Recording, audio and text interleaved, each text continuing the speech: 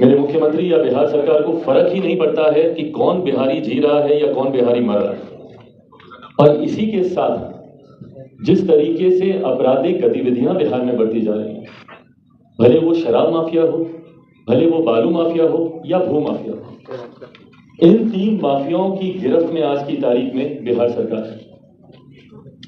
और कल जब मेरे मुख्यमंत्री एक कार्यक्रम में अपने एक मंत्री को बोल रहे थे कि आप किसी और की नहीं हमारी सुनिए, भाई पहली बात तो उनके मंत्री सुन किसकी रहे हैं जो मुख्यमंत्री को एक सार्वजनिक मंच से इस बात के लिए टोकना पड़ा कि आप हमारी सुनिए?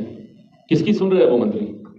मुख्यमंत्री को ये बात भी स्पष्ट करनी चाहिए, भाई अभी तक तो हम लोग तो इतना ही जानते थे कि कोई मुख्यमंत्री हो या प्रधानमंत्री हो, उनके मंत्रिमंडल में जितने कार्य होते हैं वो तमाम नेतृत्व की जानकारी से और उनकी सहमति से ये कार्य होते हैं। पर ऐसे में अगर सार्वजनिक तौर पर एक मंत्री महोदय को, मेरे मुख्यमंत्री को टोकना पड़ा है तो ये दर्शाता है कि संभवतः बिहार सरकार अब मेरे मुख्यमंत्री के भी नियंत्रण में नहीं है।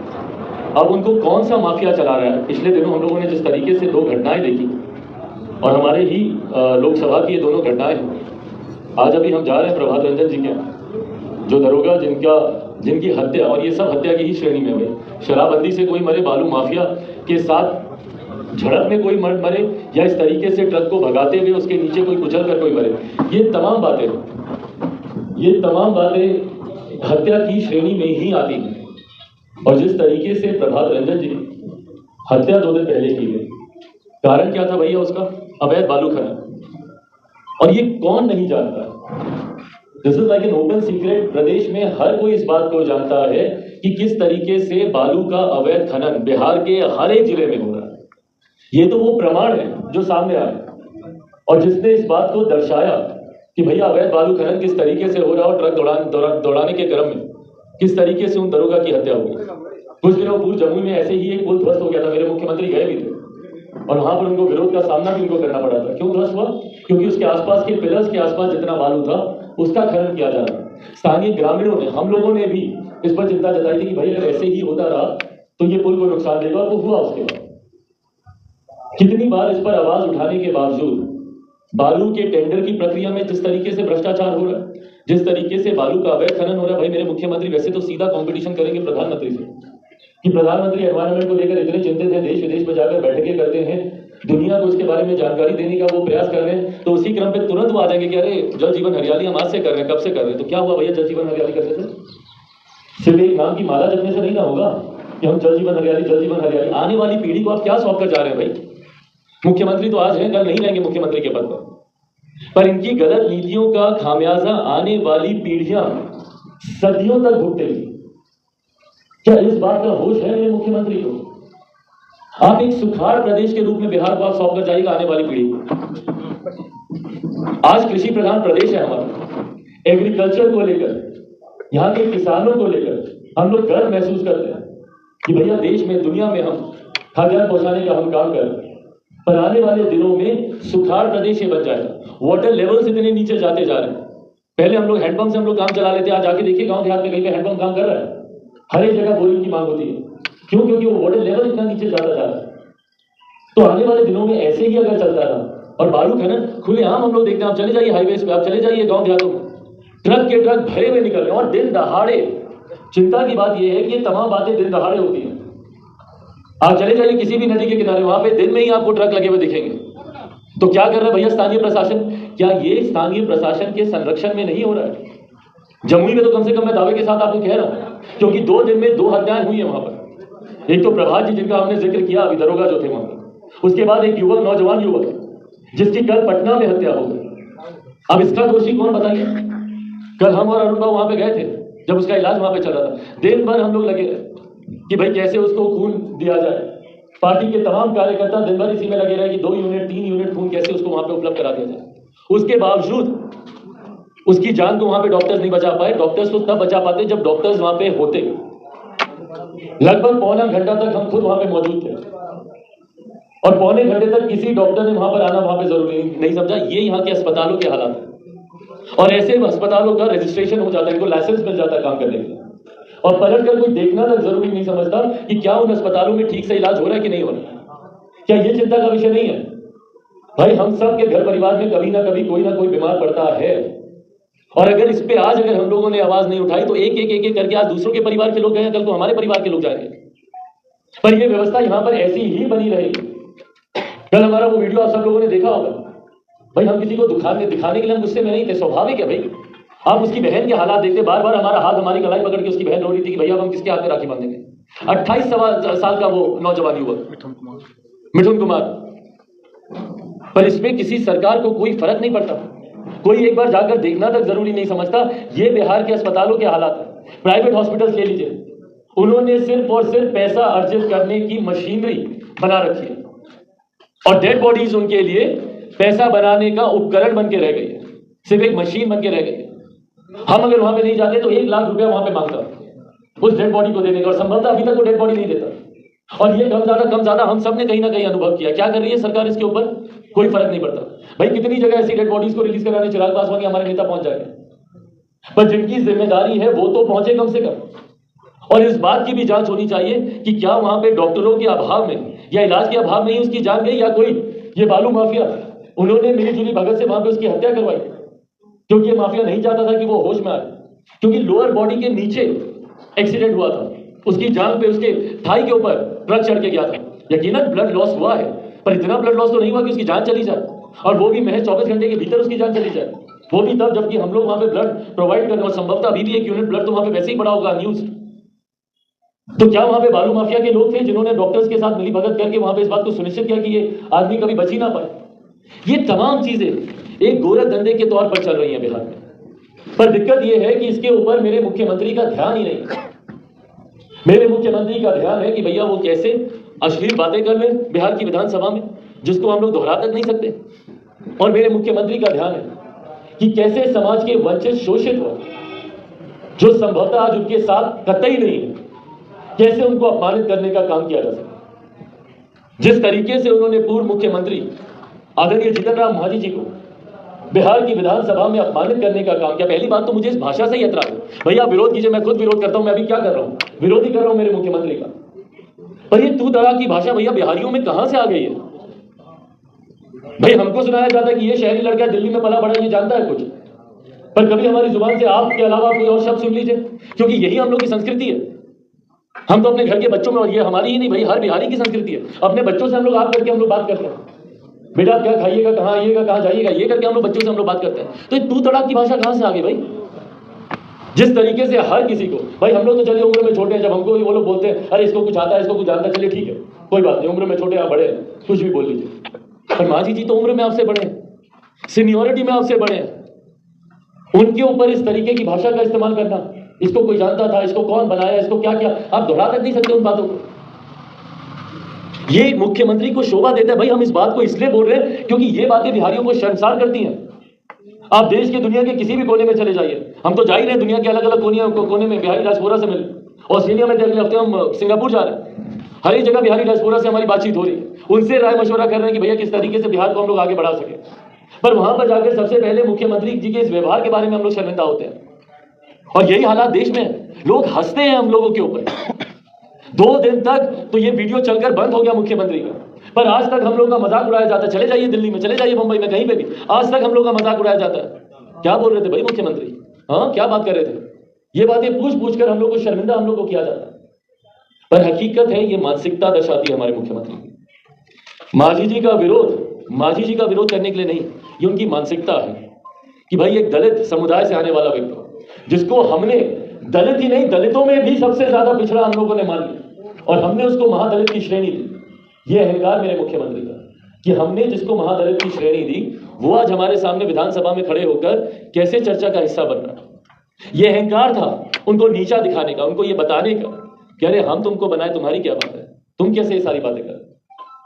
और इसी मानसिकता का जिक्र आज से नहीं, लंबे समय से मैं मेरे मुख्यमंत्री की इस मानसिकता का जिक्र कर रहा हूं, जिसका कारण रहा कि मुख्यमंत्री के साथ जाने से बेहतर भले अकेले चुनाव लड़कर, इस बात को जानते हुए कि संभवतः बहुत ज्यादा लाभ नहीं होगा, पर अकेले चुनाव लड़ना मैंने पसंद किया था 2020 में, पर मुख्यमंत्री के साथ जाना स्वीकार नहीं किया मैंने।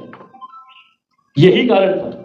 उस वक्त संभवतः मेरे पास भाई बहुत ज्यादा प्रमाण नहीं थे अपने आप को सही साबित करने के, जिसका कारण बना कि मेरे अपने परिवार के लोग, मेरे अपने पार्टी के लोग मुझे छोड़कर चले गए। क्यों छोड़कर चले गए? यही कह के छोड़कर चले गए थे ना कि भाई हम लोग तो एनडीए के साथ लड़ना चाहते थे, मुख्यमंत्री नीतीश कुमार जी के नेतृत्व में हम लोग लड़ना चाहते थे। यही कह के मेरे सारे सांसद छोड़कर गए ना मुझे। कैसे लड़ लेता मैं, कैसे मुख्यमंत्री के नेतृत्व में, जिन्होंने सिर्फ दलित होने की वजह से मेरे नेता को अपमानित करने में कोई कसर नहीं छोड़ी। आप लोगों के पास अभी भी वो विश्वास होंगे जब मेरे नेता अस्पताल में वेंटिलेटर पे जिंदगी की आखिरी घड़ियां गिन रहे थे, उस वक्त मेरे मुख्यमंत्री मुस्कुराकर आप लोग के सामने बोल रहे थे, अच्छा वो अस्पताल में, हमको तो मालूम ही नहीं। जबकि वो एक ऐसा समय था जब देश के राष्ट्रपति से लेकर प्रधानमंत्री से लेकर हर व्यक्ति उनके स्वास्थ्य की जानकारी लेने के लिए हमको फोन कर रहा था या अस्पताल में आने का काम कर रहा था। और उस वक्त मेरे मुख्यमंत्री बोलते हैं कि भाई हमको तो मालूम ही नहीं। और ये आज से नहीं, हमारे नेता को अपमानित करने के लिए, उनके कद को छोटा करने के लिए मुख्यमंत्री लंबे समय से प्रयासरत है। 2005 में पार्टी को तोड़ने का क्या कारण था भैया? यही कारण था कि एक दलित व्यक्ति कैसे आगे आ गया, कैसे बिहार की जनता ने 29 सीटें उसको जीत के दे दी। ये तो गलत है। एक दलित नेता की पार्टी 29 सीटें जीत जाए, कैसे ये संभव है भाई? तोड़िए इसकी पार्टी को। और 2005 में भी हमारे नेता की पार्टी को तोड़ने का काम किया। उसके बाद हमारे पार्टी के विधान पार्षद जो आज उनकी पार्टी में बड़े नेता बने फिरते हैं, कहां से गए? किसको कौन तोड़ के लेके गया भैया? यहीं से ना गए हैं। उसके बाद अभी आखिर तक हमारा एक विधायक मटिहानी से जो जीत के आया कि भाई रामविलास पासवान का खून है ये, कैसे ही आगे बढ़ जाएगा? खत्म करो इसको। हमको खत्म करने के लिए क्या क्या षड्यंत्र नहीं रचा गया, हमारी पार्टी, हमारे परिवार को तोड़ना। आज जितने लोग ये कहते नहीं थकते कि भाई चिराग पासवान तो उसी की गोद में जाकर बैठ गया जिसने इसका घर खाली कराया। किसने घर खाली कराया भाई? जाकर पूछ लीजिए भाजपा के नेताओं से। और जिस तरीके से प्रधानमंत्री ने इस बात को सार्वजनिक किया है, वो दिन भी दूर नहीं जब प्रधानमंत्री संभवतः इस बात को भी सार्वजनिक करेंगे कि किसके दबाव में घर खाली करवाया गया, किसके दबाव में घर से तस्वीरों को बाहर फेंका गया। कौन नहीं जानता भैया कि मुख्यमंत्री किस तरीके से उस वक्त ब्लैकमेल कर रहे थे कि भाई चिराग को खत्म कीजिए क्योंकि अकेले चुनाव लड़ा और हमको तीसरे नंबर की पार्टी बना दिया। उनके राष्ट्रीय अध्यक्ष का तो ये दर्द रह के अभी भी निकलता उनकी जुबान से, चिराग मॉडल, चिराग मॉडल, चिराग मॉडल। चुनाव को बीते हुए 3 साल हो गया, अभी तक चिराग मॉडल के दर्द से लोग उभर नहीं पाए। और उसका बदला लेने के लिए घर खाली करवाओ, इसका सड़क के सामान को फेंकवाओ। पर ये इसकी जड़ में ये वो मानसिकता है, दलित विरोधी मानसिकता, जिसका जिक्र हमारे प्रधानमंत्री जी ने उस दिन तेलंगाना की सभा में भी किया। उस दिन उन्होंने इस बात को प्रमुखता से बताया। भाई मेरे सांसद जो छोड़कर गए हैं, हर कोई इस बात को जानता था, पर अगर नहीं जानता तो आज प्रधानमंत्री के मुख से सुन के विश्वास कर लीजिए, क्योंकि उस वक्त तो इस बात का भी भ्रम फैलाया जाता था कि संभवतः चिराग पासवान झूठ बोल रहा है। कुछ ऐसा नहीं हुआ था, क्योंकि इस बात के गवाह सिर्फ मैं, मेरे पिता, मेरी माँ और उस वक्त जो मेरे पिताजी के एक सहयोगी थे मीना साहब, वो थे। वो लोग जानते थे कि किस तरीके से राज्यसभा के नामांकन के बाद मुख्यमंत्री जी ने पूरी तरीके से उनको समर्थन देने से मना कर दिया था, जबकि ये सारी बातें गठबंधन के भीतर 2019 में ही हो गई थी और उस वक्त के भारतीय जनता पार्टी के राष्ट्रीय अध्यक्ष मौजूदा केंद्रीय गृह मंत्री आदरणीय अमित शाह जी के सामने हो गई थी। किस तरीके से मेरे पिता को ह्यूमिलेट किया गया था, और मैं शब्द का इस्तेमाल कर रहा हूं, ह्यूमिलेट। कैसे उसके बाद एक पुत्र ये बर्दाश्त कर लेता? और ये सोच मेरे मुख्यमंत्री की रही है बार बार कि भाई इन लोगों को अपमानित करो, इन लोगों को प्रताड़ित करो। क्यों? क्योंकि ये लोग बने ही अपमानित प्रताड़ित होने के। और ये लड़ाई एक रामविलास पासवान या एक जीतनराम मांझी या एक चिराग पासवान की नहीं है, ये लड़ाई उस पूरी जमात की है। ये लड़ाई पूरे उस अनुसूचित जाति जनजाति वर्ग की है जिसको मेरे मुख्यमंत्री प्रताड़ित करने का काम करते हैं। आज आप आंकड़े निकाल कर देख लीजिए भैया, आप आंकड़े निकाल कर देख लीजिए, 67% अत्याचार बढ़े हैं मेरे मुख्यमंत्री के शासनकाल में अनुसूचित जाति जनजाति वर्ग के ऊपर। ये हालात बना के रख दिए। आज आप चले जाइए कहीं पे भी, सबसे ज्यादा हत्याएं किसकी हो रही है भैया? पासवान समाज, दलित महादलित वर्ग से आने वाले लोगों की हत्या हो रही है। पासी समाज के एक बड़ी आबादी को जेल में बंद कर रखा है। क्यों? ताड़ी बेचने के आरोप में। और जो शराब बेच रहा है वो खुलेआम घूमेगा। और यहां झूठे आरोपों में दलित समाज के लोगों को इन्होंने बंद करके रखा हुआ। चौकीदारों की हत्याएं हो रही है। दलित समाज से आने वाले जवान लड़कियों की गला रेत कर हत्या कर दी जाती है, लड़कियों के साथ बलात्कार कर दिया जाता है। और उसके बाद वर्स्ट पार्ट कि एक एफआईआर तक दर्ज नहीं होती। यह दिशा निर्देश है मेरे मुख्यमंत्री नीतीश कुमार जी, और यह खास तौर पर किया जा रहा है इस समाज को। इनकी सोच है कि भैया इस समाज को सबक सिखाया जाए। ये समाज जा रहा है ना बड़ा, नरेंद्र मोदी के समर्थन में चिराग पासवान बात कर रहा है, मांझी जी उस तरफ जा रहे हैं, तो दिखाया जाए समाज। और इसीलिए इन लोगों को और ज्यादा प्रताड़ित किया जा रहा है। और इसी बात का उल्लेख उस दिन मेरे प्रधानमंत्री कर रहे थे, जब उन्होंने मेरे नेता का उदाहरण देते हुए या मांझी जी का उदाहरण देते हुए जब उस दिन उन्होंने अपने वक्तव्य में कहा, तो यही बात वो कहना चाह रहे थे कि किस तरीके से दलित विरोधी सोच मुख्यमंत्री नीतीश कुमार जी की, और ये मानसिकता उनकी है। भाई बंद कमरे में कई बार मैंने भी उनसे बातचीत की, उनके शब्दों में ये आता है कितनी जातिवादी सोच मेरे मुख्यमंत्री रखते हैं। तो क्या ऐसे मुख्यमंत्री को इस पद पे रहना चाहिए जो मुख्यमंत्री अपने ही प्रदेश के लोगों को एक बिहारी नहीं, एक जाति का समझकर मरने के लिए छोड़ देते? जो मुख्यमंत्री अपने बिहारियों को ही सुरक्षित नहीं रख पाते, ना शराब माफिया से, ना भू माफिया से, ना बालू माफिया से। आंकड़े देख लीजिए भाई, इनको तो छोड़ दीजिए, और तो और सुरक्षा कर्मियों तक को ये सुरक्षित नहीं रख पाते। पिछले साल 1.5 साल में 51 सुरक्षा कर्मियों की हत्या हुई है, और उसी विभाग के मुख्यमंत्री है नीतीश कुमार जी। क्या शोभा देता है इनको इस पद पे बने रहना, या गृह विभाग की जिम्मेदारी देना, जब इन्हीं के ही विभाग में 51 पुलिस कर्मियों की हत्या हो गई, और जनवरी 2022 से लेकर 30 अगस्त 2023 तक 1488 बार 1488 बार पुलिस कर्मियों के ऊपर अटैक हुए हैं। क्या कर रहे हैं मेरे मुख्यमंत्री, और कौन अटैक कर रहे हैं भैया? ये बालू माफिया, भू माफिया और ये शराब माफिया, यही लोग ना अटैक कर रहे हैं। एक बालू माफिया जिसकी गिरफ्तारी हुई हो बता दे मेरे मुख्यमंत्री, एक शराब माफिया जिसकी गिरफ्तारी हुई हो बता दे मेरे मुख्यमंत्री, या एक भू माफिया जिसकी गिरफ्तारी हुई हो बता दे मेरे मुख्यमंत्री। जिन मुख्यमंत्री के पास फुर्सत ही नहीं है बिहार और बिहारियों की चिंता करने की, ऐसे में वो मुख्यमंत्री क्यों है इस पर? इसीलिए बार बार हम लोगों ने आग्रह किया है कि बिहार में राष्ट्रपति शासन लागू करना चाहिए। आने वाले दिनों में जैसे ही महामहिम राज्यपाल जी से हम लोग को समय मिलता है, लोक जनशक्ति पार्टी रामविलास का एक शीर्ष प्रतिनिधि मंडल हमारे तमाम वरिष्ठ नेताओं के नेतृत्व में जाकर महामहिम राज्यपाल जी से मिलेगा, और इन तमाम बातों की जानकारी उनके समक्ष रखेगा कि किस तरीके से माफिया राज बिहार में हावी, और किस तरीके से समाज के वंचित वर्ग से आने वाले लोगों को प्रताड़ित किया जा रहा है, उनकी हत्या कर। प्रमोशन में रिजर्वेशन की बात मेरे मुख्यमंत्री करते रहे, कितनों को मिल रहा है भैया प्रमोशन में रिजर्वेशन? कितने लोगों को मिल रहा है प्रोन्नति में आरक्षण? आप जाकर देख लीजिए। उसमें रिजर्वेशन प्रमोशन में मिलना तो दूर की बात है भैया, बैकलॉग तक ये लोग कंप्लीट नहीं कर पा रहे। लाखों की संख्या में रिक्त पद पड़े हुए हैं, जिसको अभी तक ये लोग भरने में ये लोग अक्षम है, अभी तक ये लोग उसकी भरपाई नहीं कर पा रहे। ये बार बार ये उदाहरण है जो मैं आपके समक्ष में रख रहा हूं। ये उदाहरण इस बात को स्थापित करते हैं कि कितनी जातिवादी सोच मेरे मुख्यमंत्री रखते हैं, और समाज के वंचित शोषित दलित पिछड़ा वर्ग से आने वाले लोगों को ये हाशिए पर ही मेरे मुख्यमंत्री बनाए रखना चाहते हैं। इसी क्रम में पार्टी के शीर्ष नेताओं का एक प्रतिनिधि मंडल जाएगा महामहिम राज्यपाल जी से लिखित रूप में आग्रह करेगा कि बिहार की मौजूदा परिस्थिति को देखते हुए और मेरे मुख्यमंत्री की मानसिक परिस्थिति को भी देखते हुए, और मैं पुनः दोहराता हूं, इसको मैं तंज या व्यंग के तौर पर नहीं बोल रहा हूं, नहीं है उनके हालात ठीक। एक मुख्यमंत्री खुले मन से इस तरीके से बोलेंगे भैया कि आप हमारे मंत्री, हमारी बात सुनिए, भाई वो आपकी बात ही सुनने के लिए बने भाई मंत्री हो, और आप मुख्यमंत्री। जिस तरीके से आप लोगों के सामने नतमस्तक होकर झूल झूल कर प्रणाम कर रहे थे, ये एक मुख्यमंत्री की बॉडी लैंग्वेज है क्या? उस बॉडी लैंग्वेज को तो भूल ही जाइए जो विधानसभा में उनकी बॉडी लैंग्वेज है, पर किस तरीके से झूल झूल के प्रणाम करते हुए आप लोगों के सामने निकल गए, ये मुख्यमंत्री की बॉडी लैंग्वेज है। ये एक 10 साल का बच्चा ऐसे बर्ताव ना करे जैसा मेरे मुख्यमंत्री बर्ताव करे। तो इन तमाम परिस्थितियों को, बिहार की और मेरे मुख्यमंत्री की मानसिक परिस्थितियों को देखते हुए हम लोग महामहिम से हम लोग आग्रह करेंगे कि बिहार में राष्ट्रपति शासन लागू करने की सिफारिश वो केंद्र सरकार से करें, क्योंकि मेरे मुख्यमंत्री से कम अब बिहार नहीं संभाल। अच्छा, विशेष राज्य के दर्जे पे भी सुन लीजिए।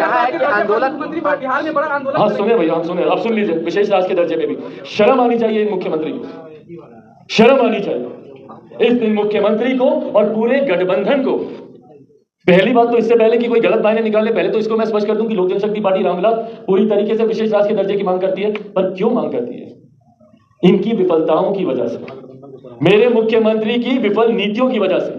शर्म आनी चाहिए मुख्यमंत्री को। 19 साल मुख्यमंत्री रहने के बावजूद अगर आज भी आपको विशेष राज्य के दर्जे के लिए मुहिम चलानी पड़े तो ये आपकी विफल नीतियों को दर्शाता है। क्यों नहीं 19 सालों में आपने मेरे बिहार प्रदेश को आपने इतना सक्षम बनाया कि आज बिना किसी दूसरे के आगे हाथ फैलाए हम लोग आगे बिहार को बढ़ा सके? क्यों नहीं राजस्व को बढ़ाने के लिए काम किया गया? मुझे एक योजना मेरे मुख्यमंत्री की, एक नीति बता दीजिए जिससे बिहार का राजस्व बढ़ाओ।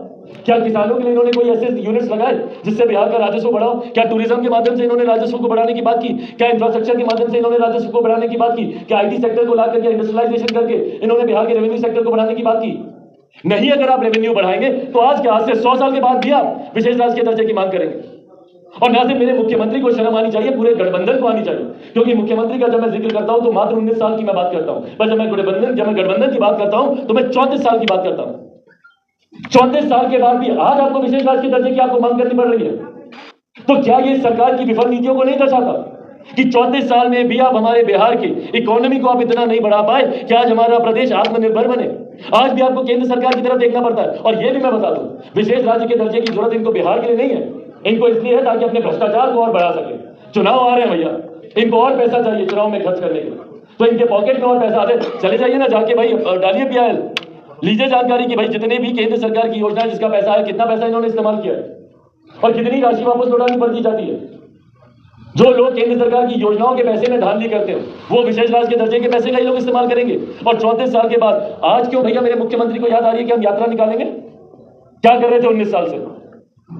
और जब ये पहली बार जब ये बने थे तो उस वक्त क्यों नहीं इन्होंने यात्रा निकाली? उस वक्त चलिए मान लिया केंद्र में यूपीए की सरकार थी, पर बीच में एक वो लम्हा भी तो आया था जब डबल इंजन की सरकार थी। और जैसे मेरे मुख्यमंत्री बोलते हैं, और भाई हम लोग भी खुश थे कि भाई 27 साल के बाद केंद्र में कोई ये डबल इंजन की सरकार बनी, क्योंकि बिहार की विडंबना तो जरूर रही है कि केंद्र में कोई और सरकार, बिहार में कोई और सरकार।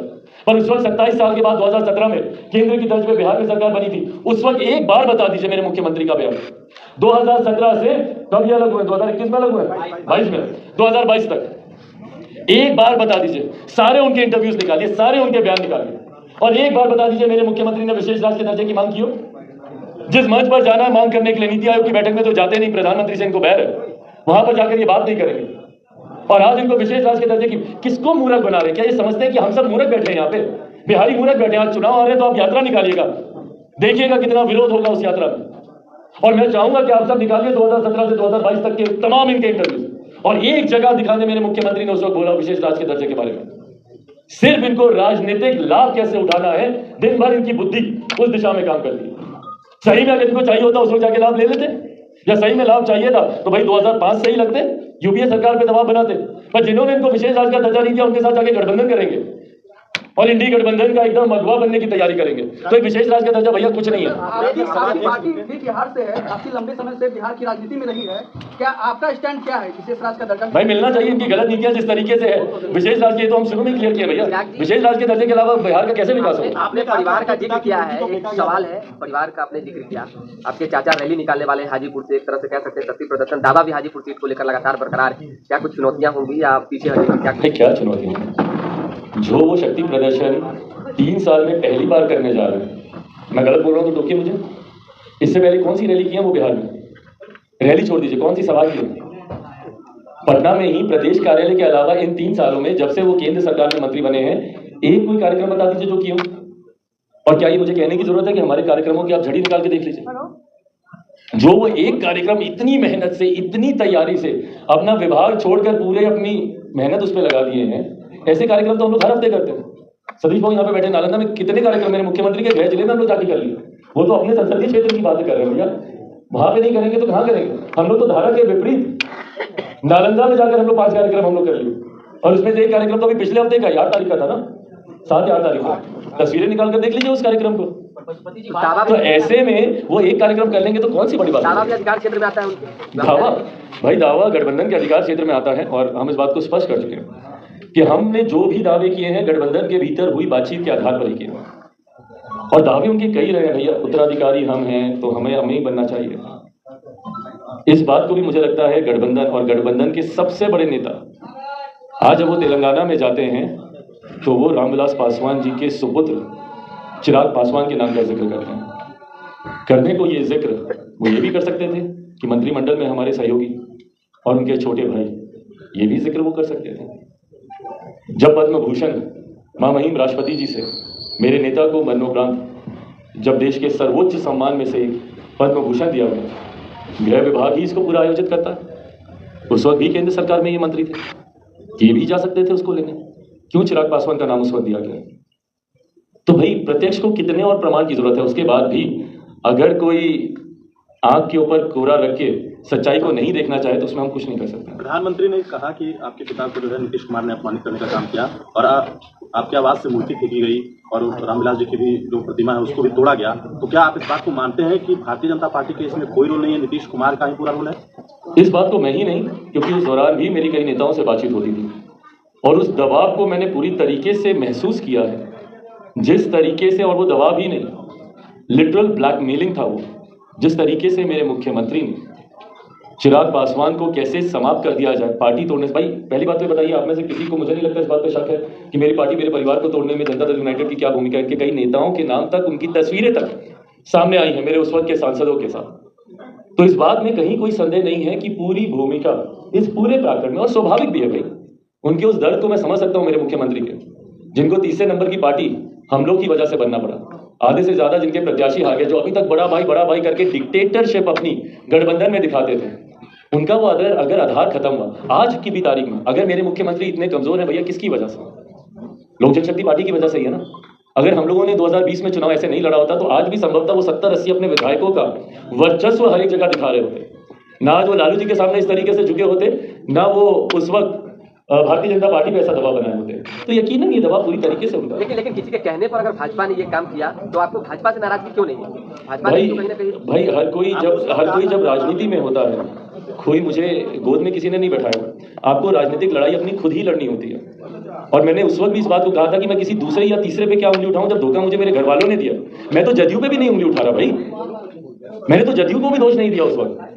निकाल दीजिए मेरे उस वक्त के बयान, मैंने तो जदयू के भी नेता को दोष नहीं दिया। मैंने डे 1 से और डे अभी तक मैं सिर्फ यही कह रहा हूं, धोखा तो मुझे मेरे अपनों से मिला है। मेरे अपने मेरे साथ खड़े होते तो दुनिया की कोई ताकत नहीं थी कि इस तरीके से चिराग पासवान को वो तोड़ सकती या चिराग पासवान को हराने का प्रयास कर सकती। तोड़ तो खैर अभी भी नहीं पाई, पर धोखा तो मुझे मेरे अपनों ने दिया।